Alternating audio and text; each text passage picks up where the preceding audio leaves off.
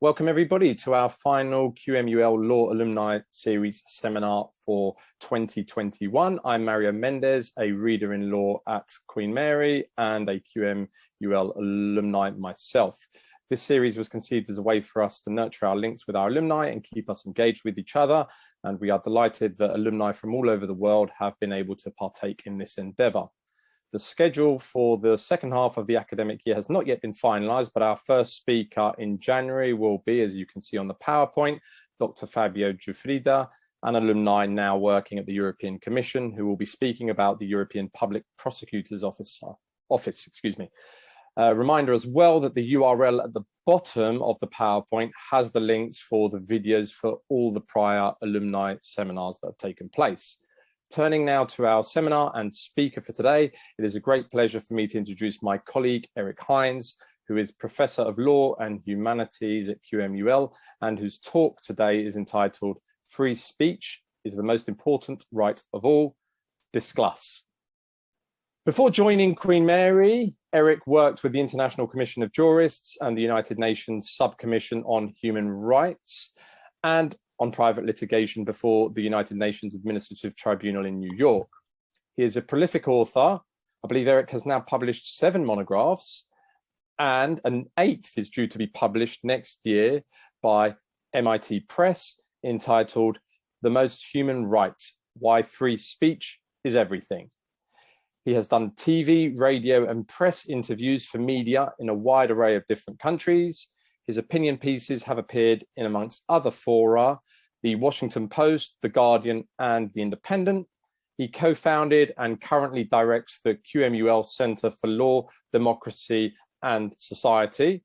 And at Queen Mary, he convenes modules on democracy and justice, law, justice and ethics, and law and literature.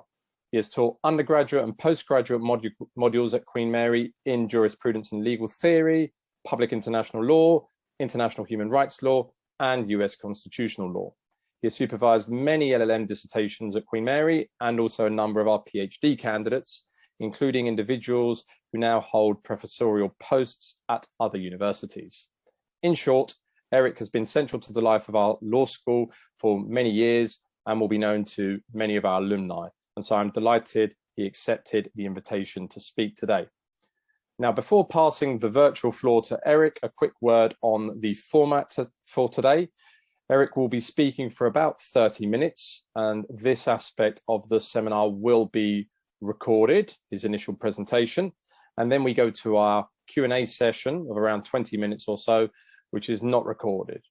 Now, during the Q&A session, the audience are free to ask questions directly themselves, and please do feel free to pop up on screen, or if you prefer, just turn your mic on in order to ask your questions. You are also free to use the chat function if you prefer, and indeed you're welcome to pop questions into the chat box before we even get to the Q&A session, and we can open with those questions. Now, can I remind the audience to please keep their mics off during the presentation itself. Thank you very much. And Eric, please do start when you're ready. Okay, thank you, Mario. I'll just try to upload the presentation. Here we go. All right, and there we go. I think that should be visible. How's that? Yeah, I think it's full screen now. Yeah?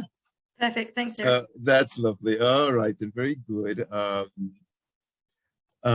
Okay, so yeah, I'd like to talk today about the relationship between free speech and human rights. The idea that free speech counts as one among many human rights is certainly very well known. But what I want to argue over the next few minutes is that free speech has to be seen as much more than just another human right.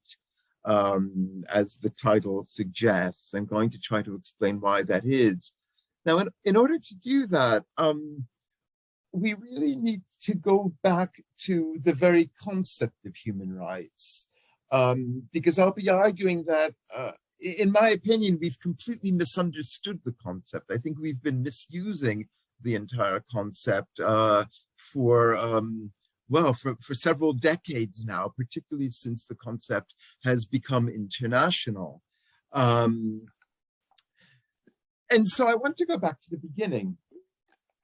It seems plausible enough to suggest that human rights are somehow concerned with justice, that human rights offer a system of justice, one system among many. We have had all sorts of systems of justice throughout human history, both imagined and postulated systems, as well as actual legal systems. And human rights purports to be one such system, or to be part of one such system.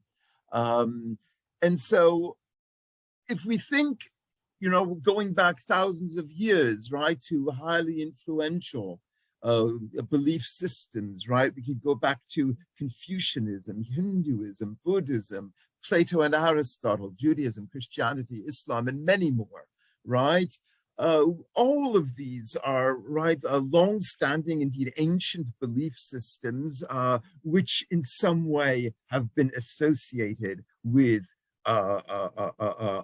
justice, whether that be understood as systems of social interaction which guide us toward good and bad, or right and wrong, or indeed legal and illegal, right? These systems, each of these all have known very different schools, even internal disagreements, and yet all of these have in some way not only been seen as offering justice systems, but indeed in recent decades, all of these have somehow been linked to human rights, or at least most of them have been, sometimes controversially, but nevertheless not without some theoretical underpinning.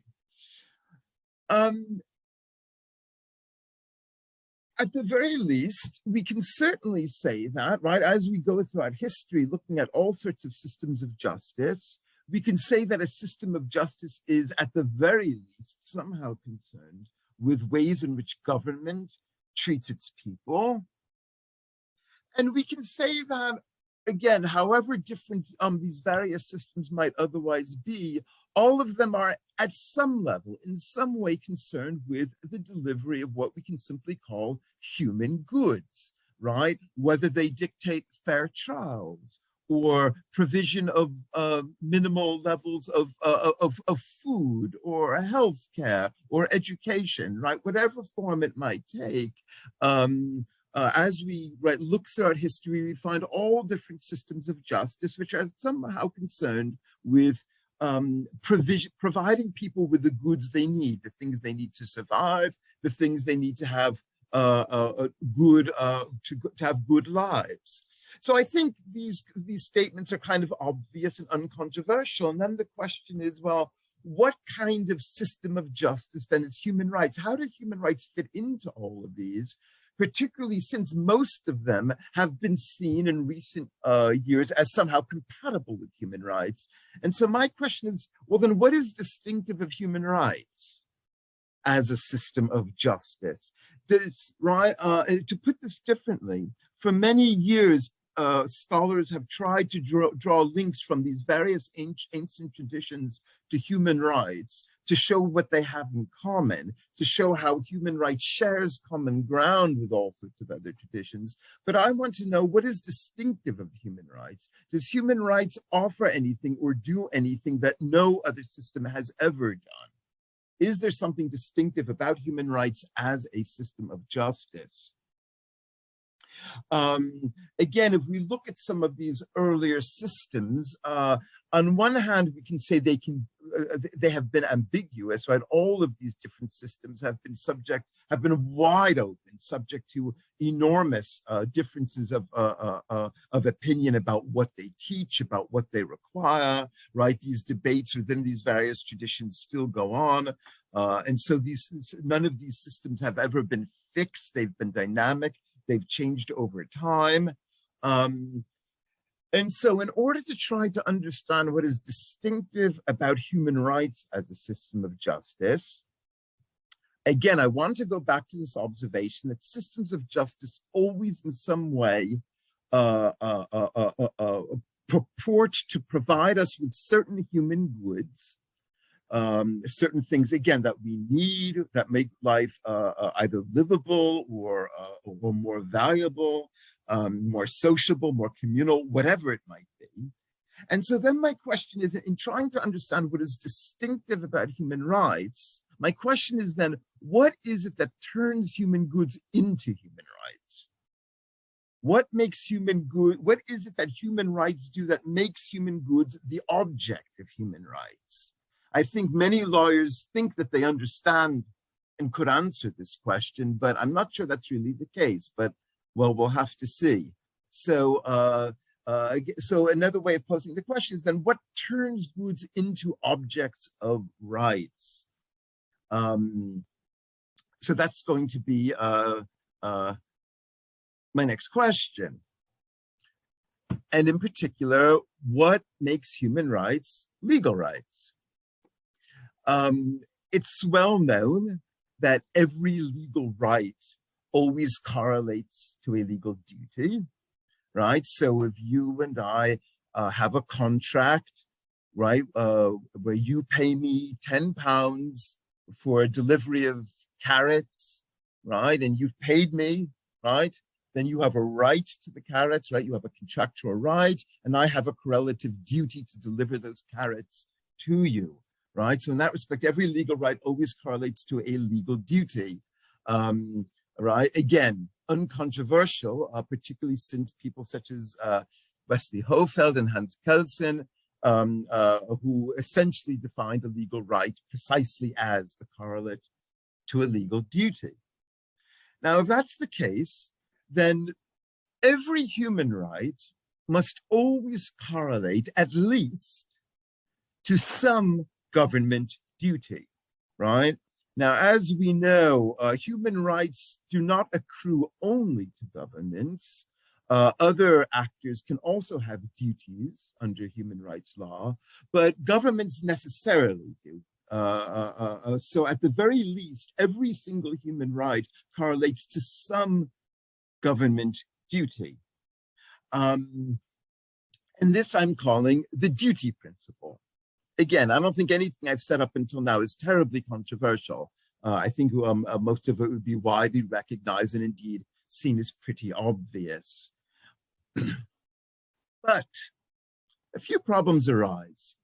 First, it's true then that all legal rights correlate to legal duties. The converse, however, is not always true.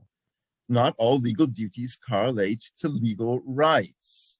Again, I think this is not necessarily a surprise, but let's just make sure we all got that, right? So for example, if I have a legal right for my local township council to, say, to collect litter, right, around the street, that means I can take some sort of formal action, right, a lawsuit. I can sue the township essentially if they are derelict in that duty. That's what it means for me to have a right for them to perform that duty, right? But again, the converse does not necessarily hold. It could be, right? There could be a statute or a code or a directive which places upon the council the duty to pick up litter, but doesn't give me a right to have that enforced. So they have a duty. If they are derelict in that duty, well, perhaps people will vote them out of office, so they'll complain, or any number of things might happen. But the fact that they have that duty does not necessarily mean that I have a correlative right. So it doesn't go both ways. If you have a right, you necessarily have a duty. However, if there is a duty, that doesn't necessarily mean there are rights holders. Now, again, I know this all sounds a bit dry and technical. Let's bring it back to human rights. Because once again, if we look throughout history, if we look throughout the history of thinking about justice, of justice systems, either real or imagined, many systems throughout history have imposed duties, right? However effectively or ineffectively, but right, again, if we look into the classical tradition of Christian natural law, of Confucian thinking about law and politics and so forth, Islamic, you name it. right? All of them in some sense impose duties. That does not mean that those duties historically or doctrinally have correlated to rights, let alone to individual rights holders who could pursue the enforcement of those duties. That is another question entirely. And in fact, often that has not been the case. Often it has been the case that the duties do not correlate to any corresponding rights held by anybody.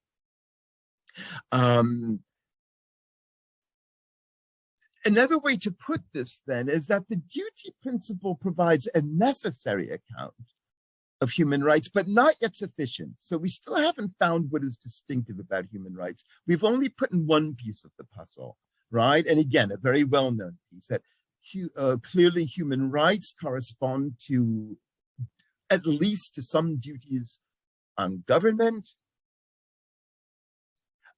but the sheer existence of duties does not mean that a human rights system is in place. So we need something more. Let's see if we can find a bit more. Let's see if we can add to the duty principle, right? Let's take it from another angle. It's also common to understand rights as claims. Once again, we look back to a classic work by Wesley Hofeld, going back just over a century.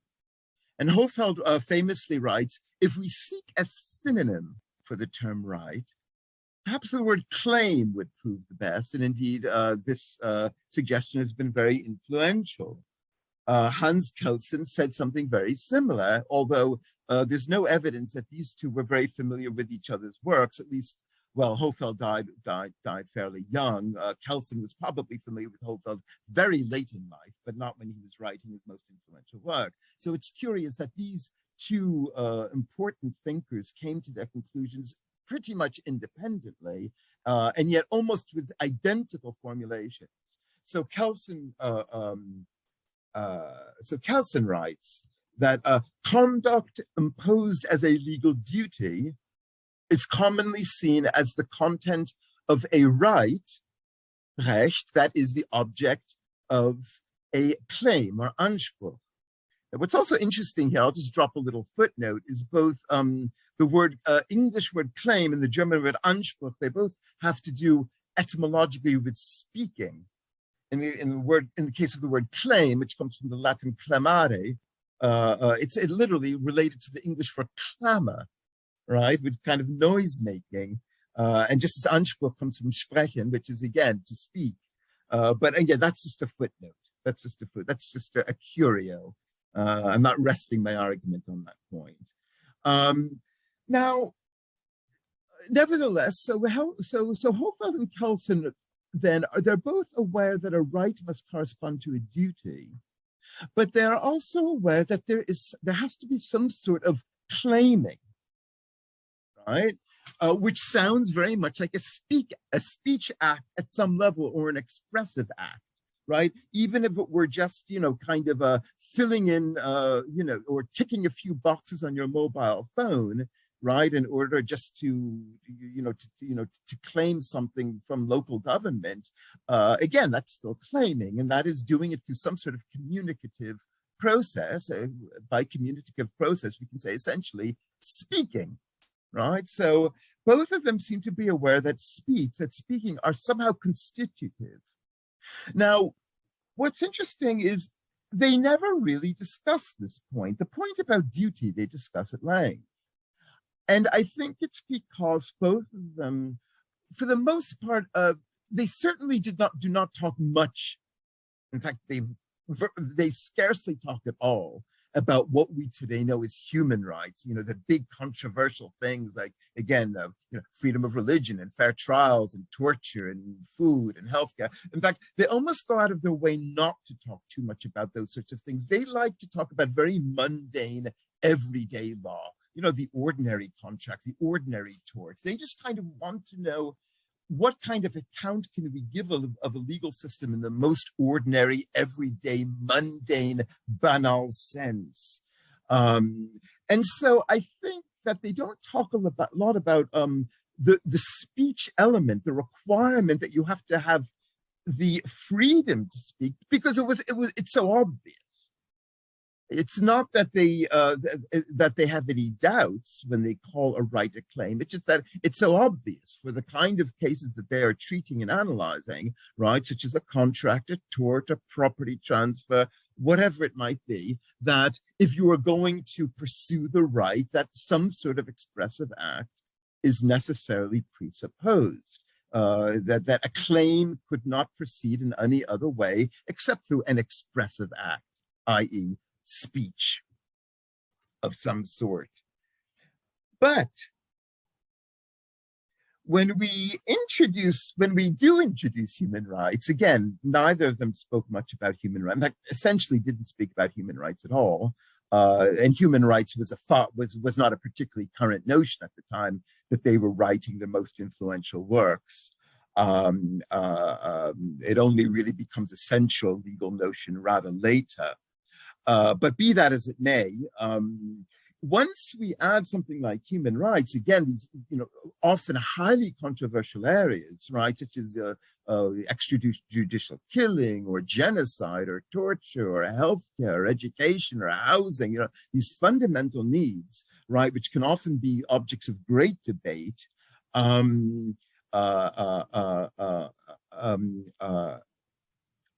of desperate pursuit, then we can't overlook any longer the necessarily expressive component of a claim, right? The fact that people will often speak out, indeed have to speak out virulently and loudly and forcefully in order to pursue those sorts of rights.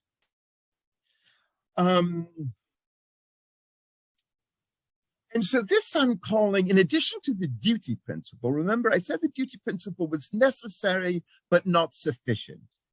It gave us one piece of the puzzle, but there were still things missing. So as a second piece of the puzzle, I would add what I'm calling the discursive principle, right? That, in other words,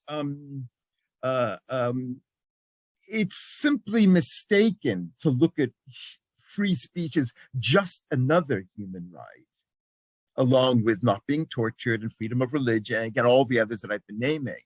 What I'm arguing here is that for human goods to become human rights, for a good to become the object of a legal right, speech is necessarily already presupposed. If that is not the case, then we're just not talking about rights. We're not talking about human rights. We're simply talking about systems of human goods. And incidentally, that might be all people want. Many people might have no interest in or desire to pursue their claims, let alone through speech or through any other, right? Many people might just be happy if government gives them certain goods, that's fine. If they don't, well, they have to just live with it, right? So I'm not saying that people necessarily even want human rights. All I'm asking is, what is necessary if people do want human rights? What is necessary if they do want human rights? And I'm arguing that free speech cannot be just another human right, the way it's ordinarily treated and understood by human rights specialists. Rather, without free speech, the word right collapses, it evaporates, it becomes the synonymous with human rights, becomes synonymous with human goods, and therefore lose any distinctive meaning.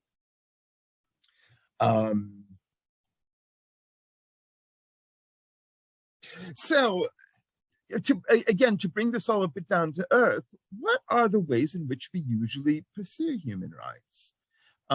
Also, an important difference, right? People like Hohlfeld and Kelsen, again, writing in and often very much presupposing sort of liberal democracies of some sort, or at least fairly articulated legal systems. They have a much more judicial model in mind, where again, if a right is violated, you can go to a court and and recite your claim before a judge, and it's duly adjudicated and so forth. Now, we know in human rights this is not always the case. Human rights are wide open. The ways in which we pursue human rights, sometimes we just do it by petitioning a legislature. Sometimes indeed we do it through a court, although I would argue that most human rights throughout the world are not really pursued through full-blown judicial processes.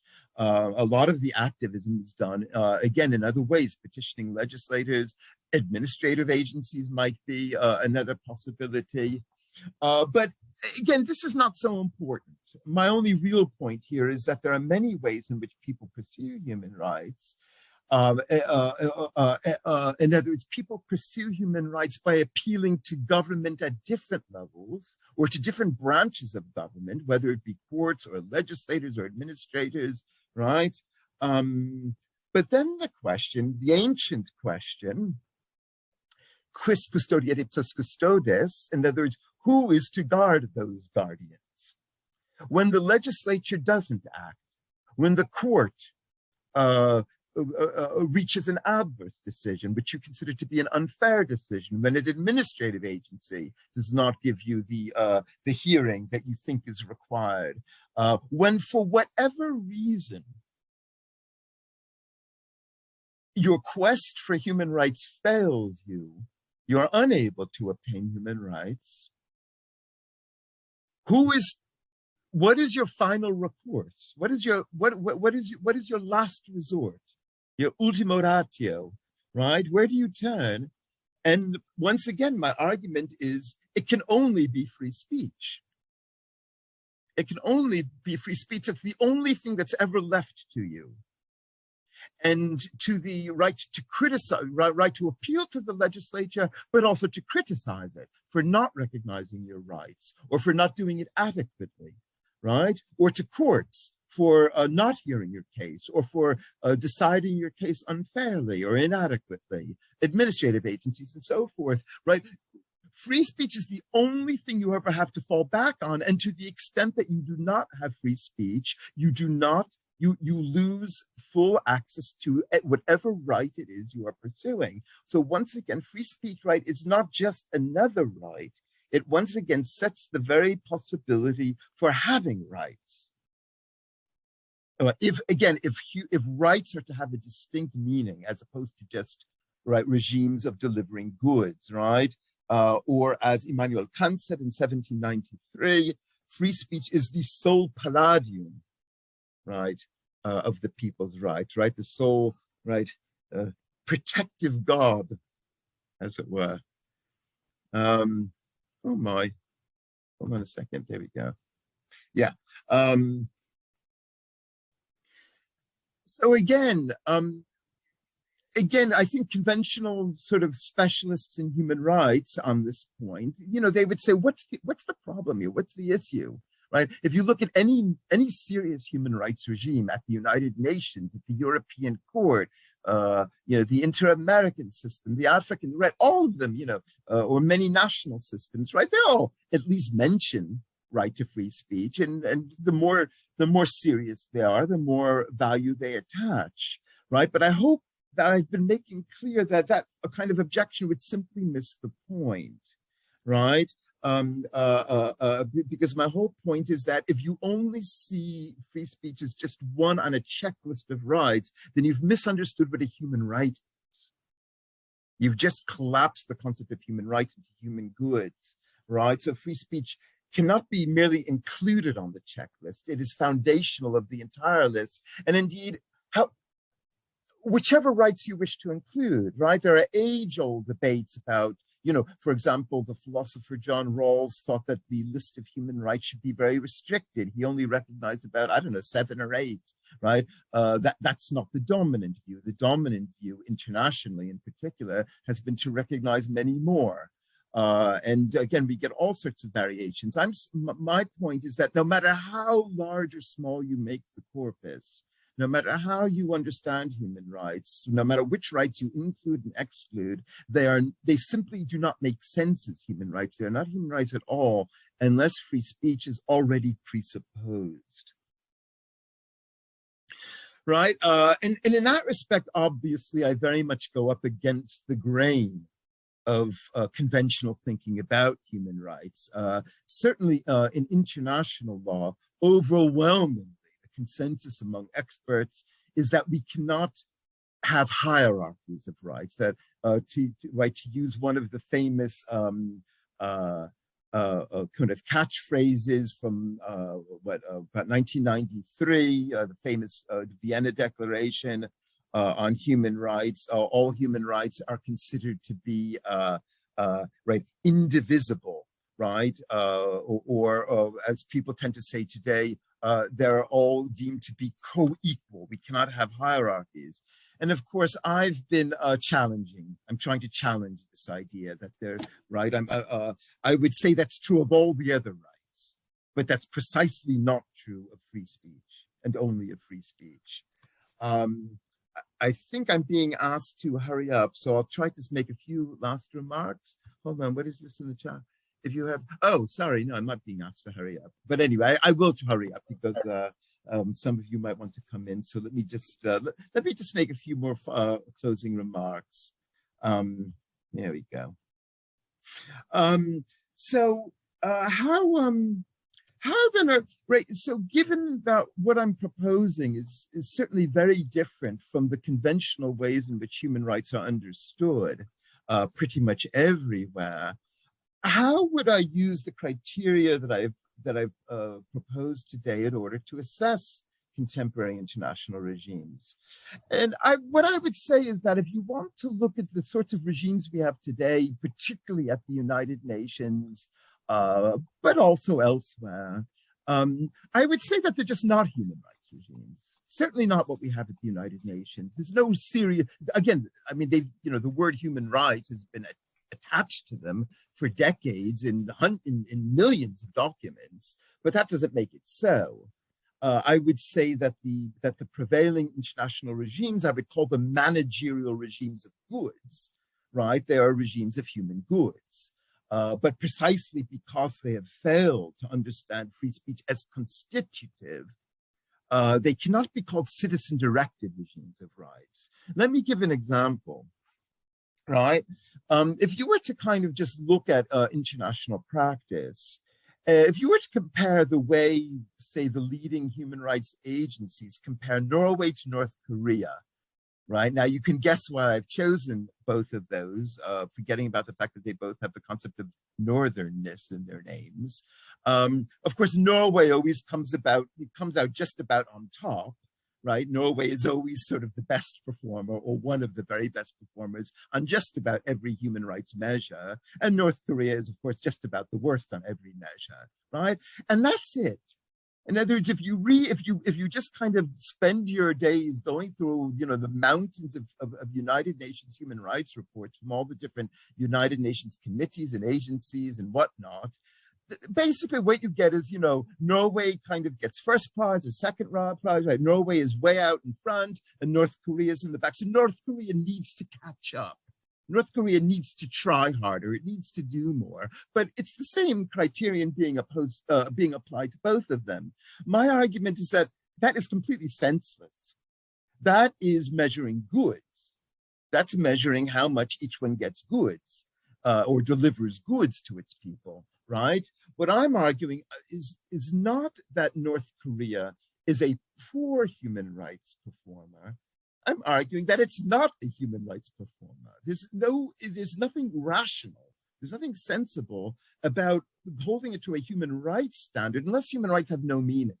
Unless human rights, again, are nothing but checklists of goods, right? If human rights are nothing but checklists of goods, if the word right has no particular meaning, yeah, then fine, do the comparison and let Norway get the gold star and North Korea always come up behind, right? To put it slightly differently, let's say we want to compare lions and hamsters.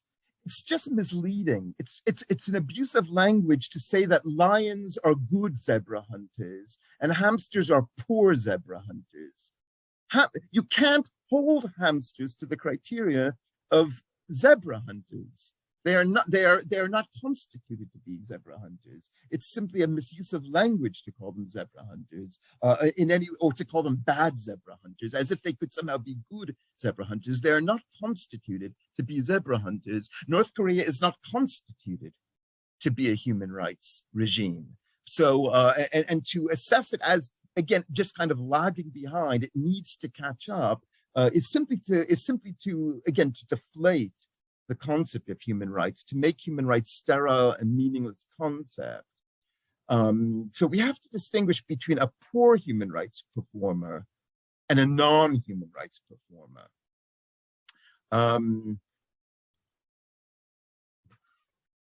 Similarly, right, when I was naming ancient belief systems before, hopefully I've given a bit of an answer now, right?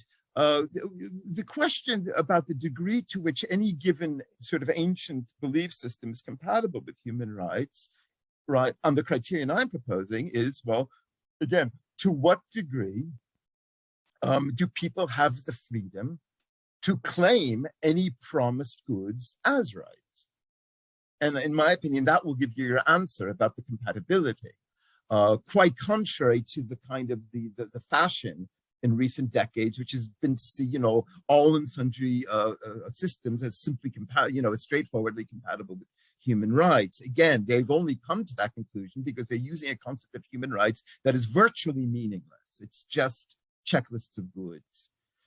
But again, I can't make any promises that human rights are going to improve. Of course, the big problem with the criterion I'm proposing is that the countries that most need it would never adopt it.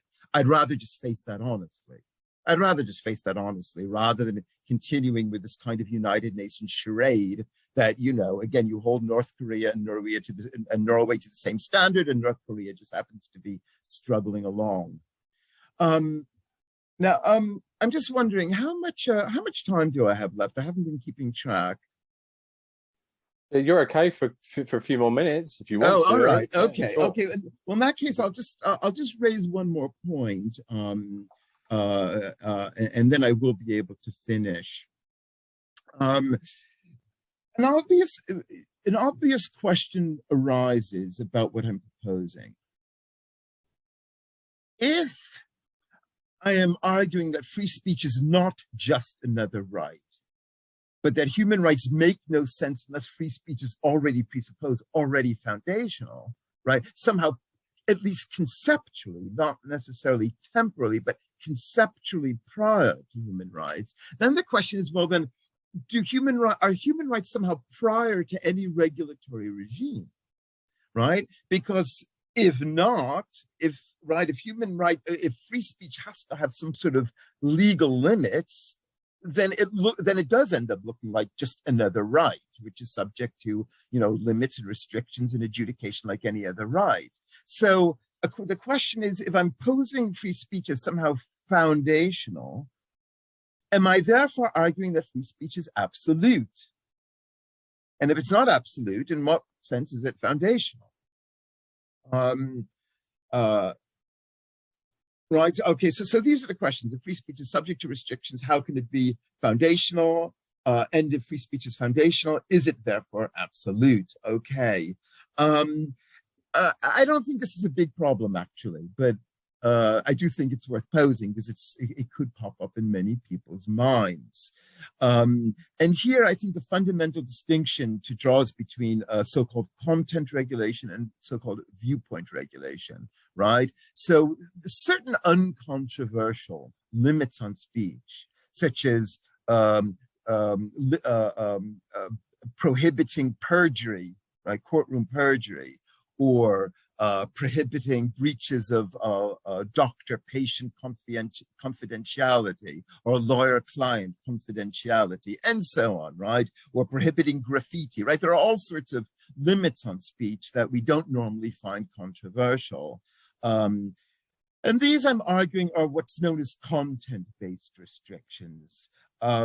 In other words, there are restrictions that apply to anybody irrespective of the particular worldview or philosophy that they wish to express. What I'm saying is crucial, therefore. What I'm saying is foundational for human rights is not free speech absolutism, but rather what I, in my prior writing, have referred to as viewpoint absolutism, right? In other words, that nobody should be excluded from the public sphere solely because of their worldviews, their philosophical outlooks, I'm arguing that with viewpoint absolutism, pretty much, enough freedom of speech is ensured so that any human right can be pursued, any human right can be vindicated. I call this pro tanto because I do know that if you look at the best performing human rights states, again, if you look at states like Norway, Iceland, Denmark, New Zealand, right? It's pretty, every year, it's pretty much always the same countries that come up at the top of the lists. It's true that they are not altogether absolutist, right? They do have very minimal viewpoint restrictions, famously on things like hate speech, glorification of terrorism, these sorts of things. And what I would argue is, yeah, we need to have that debate. I've written a lot about that. I've spoken a lot about it. I'll leave you a reference for that later on. But ultimately, I think these are differences on a tiny fraction of the total amount of speech which is necessary for a human rights regime to be in place, right? And so whether, whether we're talking about 99% freedom or 100% freedom, yes, that matters. Yes, that's important. But I think it's an only marginal consideration insofar as we're concerned with the fundamental structures of free speech that must be in place for citizens to be able to pursue their human rights, again, however we define the human rights corpus. So I don't want to say that these marginal exceptions have no bearing, but I'm saying that they have an incredibly slight bearing. And they should not become a distraction from what I'm calling the fundamental discursive principle of human rights.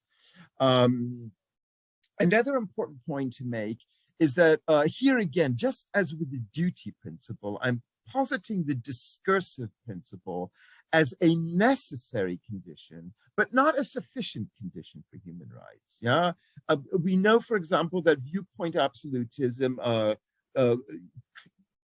is largely intact in a country like the United States, although the United States is not a very good human rights performer, right? Again, it certainly lags far behind a country like Norway, right?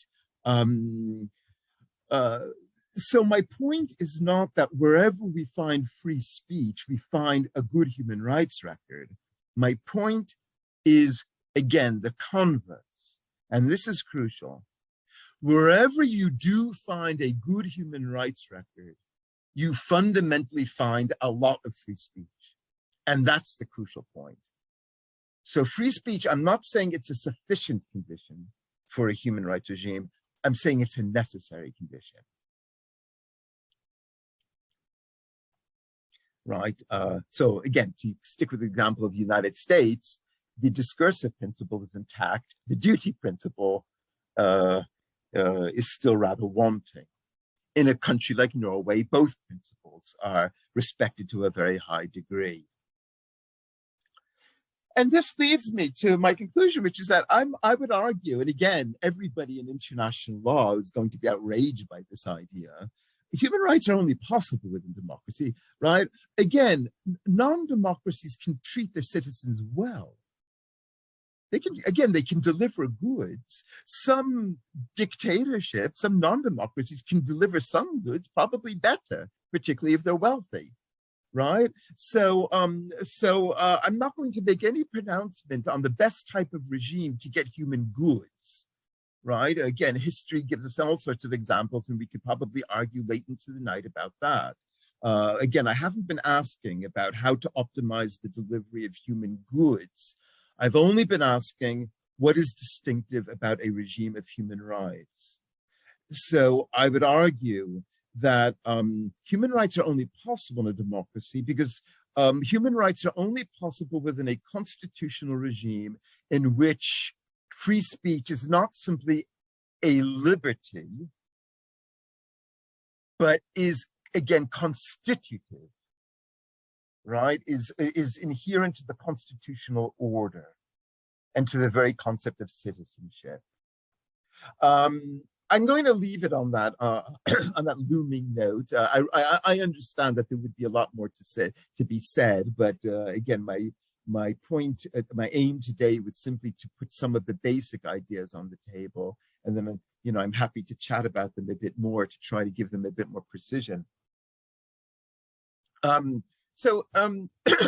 If you're interested in the basic ideas that I've been discussing this afternoon, right? As Mario mentioned, they'll be coming. My book called "The Most Human Right" will be published in a few months. I think it's supposed to be coming out in March or April with the MIT Press.